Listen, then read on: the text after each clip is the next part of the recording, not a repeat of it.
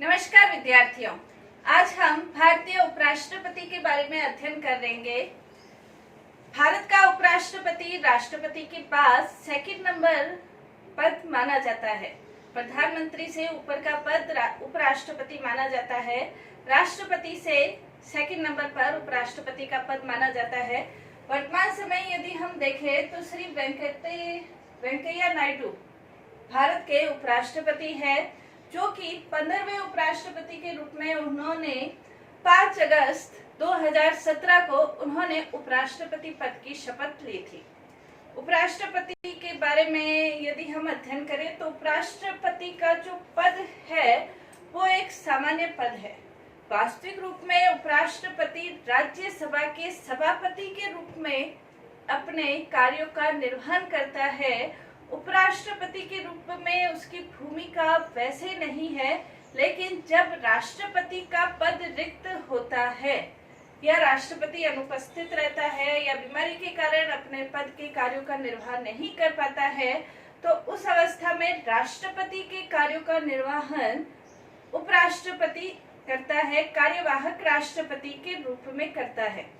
उपराष्ट्रपति का जो पद है वो हमने अमेरिका के संविधान से लिया है।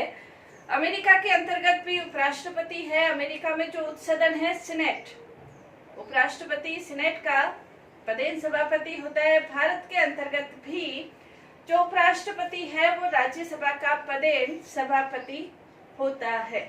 राज्यसभा का पदेन सभापति होता है, यानी कि उपराष्ट्रपति का पद है, इसलिए वो राज्यसभा का सभापति है। उपराष्ट्रपति का निर्वाचन किस प्रकार से होता है? उपराष्ट्रपति के निर्वाचन के संबंध में जो अनुच्छेद है, अनुच्छेद 66 के अंतर्गत निर्वाचन प्रक्रिया का वर्णन दिया गया है। भारतीय संविधान के अंतर्गत एक उपराष्ट्रपति होगा, इसका उल्लेख संविधान के अनुच्छेद 63 में अनुच्छेद 63 के अंतर्गत किया गया है। निर्वाचन के अंतर्गत 66 में इस प्रक्रिया का वर्णन दिया गया है। उपराष्ट्रपति का जो निर्वाचन होगा वो एक निर्वाचक मंडल के द्वारा होगा। निर्वाचक मंडल के द्वारा एकल संक्रमणीय मत प्रणाली के आधार पर आनुपातिक प्रतिनिधित्व की गुप्त मतदान प्रणाली के आधार पर उपराष्ट्रपति का चुनाव किया जाएगा।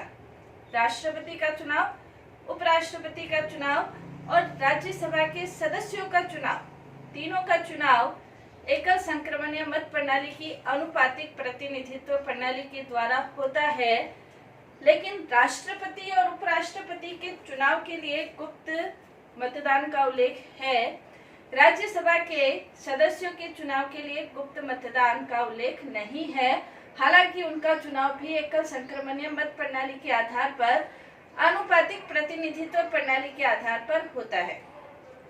राष्ट्रपति के निर्वाचक मंडल में और उपराष्ट्रपति के निर्वाचक मंडल में दो महत्वपूर्ण विभिन्नताएं हैं। राष्ट्रपति के निर्वाचक मंडल में संसद के निर्वाचित सदस्य ही भाग लेते हैं। उपराष्ट्रपति के निर्वाचक मंडल में निर्वाचित और मनोनीत, उपराष्ट्रपति के निर्वाचक मंडल में मनोनीत और निर्वाचित दोनों सदस्य भाग लेते हैं। राष्ट्रपति के निर्वाचक मंडल के अंतर्गत जो विधानसभा के सदस्य होते हैं वो भी विधानसभा के निर्वाचित सदस्य भी भाग लेते हैं। उपराष्ट्रपति के चुनाव में राज्यों की विधानसभा के सदस्य भाग नहीं लेते हैं। विधानसभा के सदस्य भाग नहीं लेते हैं, इसका उल्लेख करते हुए, इस विभिन्नता का उल्लेख करते हुए डॉक्टर अम्बेडकर ने ये कहा था, चूंकि राष्ट्रपति को पूरे राष्ट्र का प्रतिनिधित्व करना है, इसके लिए उसके निर्वाचक मंडल में केंद्र यानी कि संसद और राज्यों की विधानसभाओं के दोनों के सदस्य निर्वाचक मंडल में होने चाहिए। उपराष्ट्रपति को राष्ट्र का प्रतिनिधित्व करना नहीं है, उसे सिर्फ राज्यसभा का सभापतित्व करना है। इसलिए संसद के दोनों सदनों के निर्वाचित और मनोनीत दोनों सदस्य इसमें भाग लेते हैं, यानी कि राज्यसभा के 245 सदस्य और लोकसभा के वर्तमान हम देखें 545 और प्लस 245 यानी कि 790 जो सदस्य हैं वो उपराष्ट्रपति के निर्वाचन में भाग लेते हैं। उपराष्ट्रपति के निर्वाचन के अंतर्गत एकल संक्रमणीय मत अनुपातिक प्रतिनिधित्व प्रणाली के द्वारा इसका चुनाव होता है, यानी कि एक चुनाव कोटा निर्धारित किया जाता है। चूंकि उपराष्ट्रपति एक ही निर्वाचित होगा, इसलिए चुनाव कोटा निर्धारित करने में +1 भाग दे दिया जाता है, यानी कि जितने भी मतदाता है उसमें 2 का भाग देकर चुनाव कोटा निर्धारित किया जाता है। और जो भी मतदाता मतदान करते हैं वो अपनी वरीयता के आधार पर, पहली पसंद, दूसरी पसंद, तीसरी पसंद, इस वरीयता के आधार पर मत देते हैं। और पहली पसंद में यदि चुनाव कोटे के आधार पर, न्यूनतम कोटे के आधार पर किसी व्यक्ति को मत प्राप्त हो जाते हैं तो वो उस पद पर निर्वाचित हो जाता है। और यदि पहली पसंद के आधार पर नहीं होते तो लास्ट के जितने भी, जिससे सबसे कम वोट प्राप्त हुए हैं, उसकी पसंद को हस्तांतरित कर दिया जाता है, संक्रमण कर दिया जाता है। इसलिए इसे एकल संक्रमणीय प्रणाली कहा जाता है।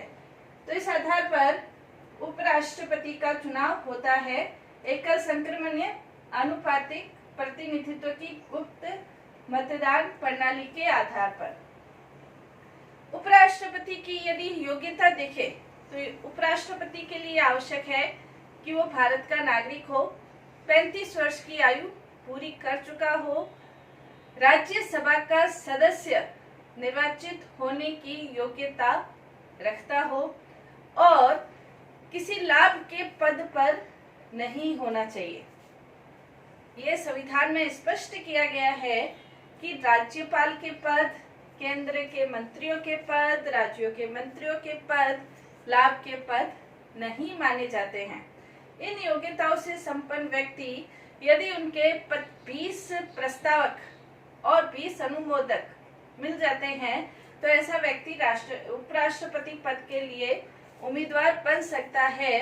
साथ ही उसे 15,000 की जमानत राशि भी जमा करानी पड़ती है।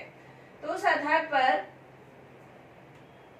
उपराष्ट्रपति पद का उम्मीदवार बनता है और एकल संक्रमणीय मत प्रणाली के आधार पर संसद के दोनों सदनों के द्वारा, लोकसभा राज्यसभा दोनों के द्वारा निर्वाचक मंडल के रूप में कार्य करते हैं। वो उपराष्ट्रपति को निर्वाचित करते हैं। उपराष्ट्रपति पद के लिए जो शपथ है, उपराष्ट्रपति पद के लिए जो शपथ है उसका वर्णन संविधान के अनुच्छेद 69 के अंतर्गत किया गया है। अनुच्छेद 69 के अंतर्गत ये कहा गया है, उपराष्ट्रपति को उसके पद की शपथ राष्ट्रपति के द्वारा दिलाई जाएगी। राष्ट्रपति उपराष्ट्रपति को संविधान के अनुसार कार्य करने के लिए, संविधान की रक्षा करने के लिए अपने कर्तव्यों का निष्ठापूर्वक निर्वाह करने की शपथ दिलाता है। राष्ट्रपति के द्वारा यह शपथ दिलाई जाती है। पद की शर्तें उपराष्ट्रपति पद के लिए आवश्यक है कि उपराष्ट्रपति पद के उम्मीदवार, उपराष्ट्रपति पद पर जो व्यक्ति है वो किसी भी सदन का सदस्य नहीं होना चाहिए। राज्यसभा का योग्यताओं में हमने ये पढ़ा था, ये चीज ध्यान में रखने की है। राज्यसभा का सदस्य बनने की योग्यता होनी चाहिए, लेकिन राज्यसभा का सदस्य नहीं होना चाहिए। ये स्पष्ट रूप से उल्लेख है, यानी कि उपराष्ट्रपति किसी भी सदन का सदस्य नहीं होना चाहिए। राज्यसभा का सदस्य बनने की योग्यता उसमें होनी चाहिए, लेकिन सदस्य वो नहीं होना चाहिए। ये ध्यान में रखने की बात है। अगर वो ऐसा व्यक्ति जो कि राज्यसभा या लोकसभा या विधानसभा का सदस्य है और उपराष्ट्रपति पद पर वो निर्वाचित हो जाता है, तो जिस दिन से वो उपराष्ट्रपति पद पर निर्वाचित होता है उस दिन से उसका जो सदन का पद है या विधानसभा का पद है वो पद रिक्त समझा जाता है। इसके अलावा राज्यसभा का सदस्य बनने की उसकी योग्यता होनी चाहिए, लेकिन वो सदस्य नहीं होना चाहिए। यह हमें ध्यान में रखना है। उपराष्ट्रपति का जो वेतन है, राष्ट्रपति को 5 लाख वेतन, मासिक वेतन मिलता है। उपराष्ट्रपति को 4 लाख 2018 में संसद के द्वारा वेतन संशोधन अधिनियम पारित किया गया था, जिसमें सभी का वेतन वृद्धि हुई थी। उपराष्ट्रपति को राष्ट्रपति के बाद सेकंड नंबर पर 4 लाख रुपए वेतन मिलता है, जो कि 2018 में परिवर्तित हुआ है।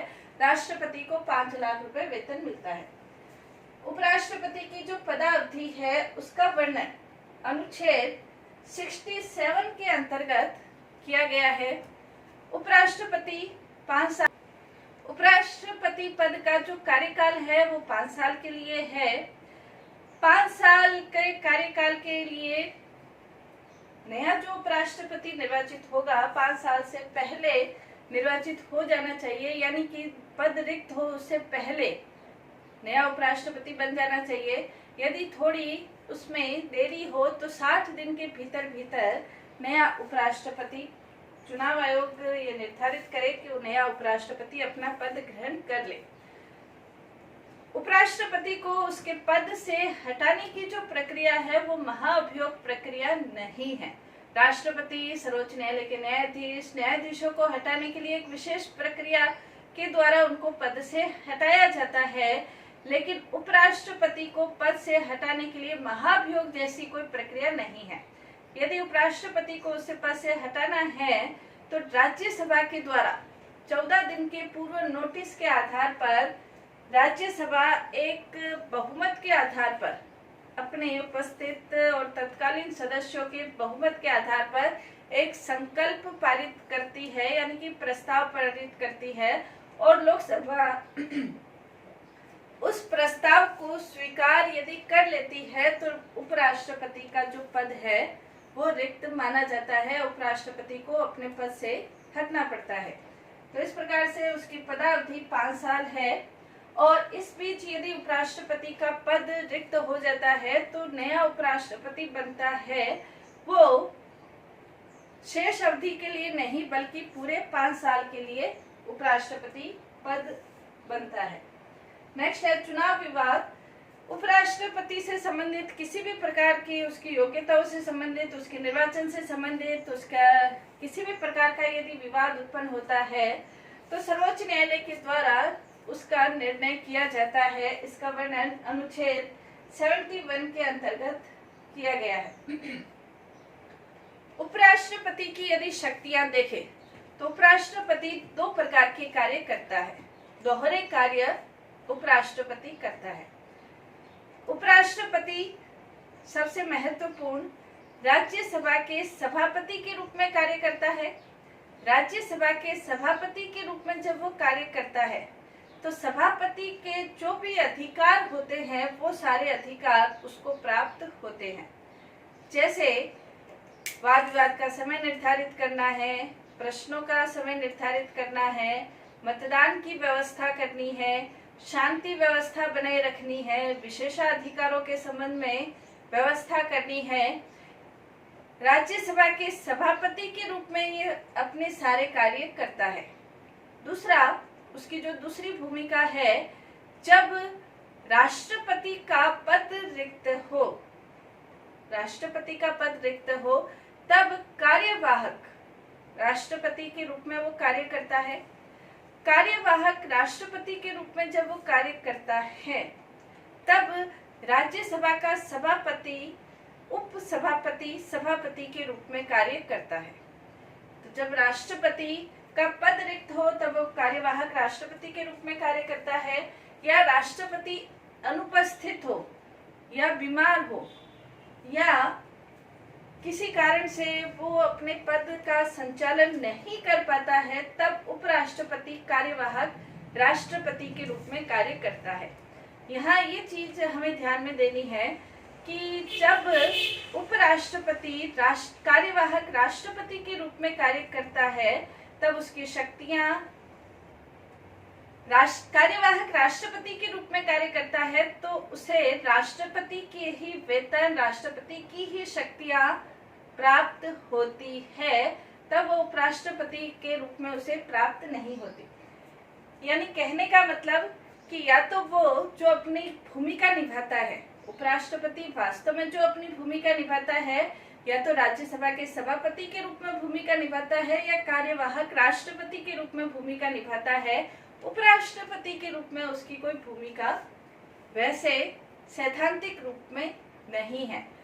संवैधानिक प्रक्रिया को सुचारू रूप से संचालित करने के लिए उपराष्ट्रपति पद का संचालन किया गया है, जो कि अमेरिका के संविधान के अनुसार अमेरिका में जैसे उपराष्ट्रपति का पद है वैसे भारत में भी उपराष्ट्रपति के पद को निर्धारित किया गया है। तो ये उपराष्ट्रपति के संबंध में आज हमने अध्ययन किया। उपराष्ट्रपति का निर्वाचन कैसे होता है, उसकी शक्तियां क्या है, जो कि एक महत्वपूर्ण टॉपिक है। धन्यवाद।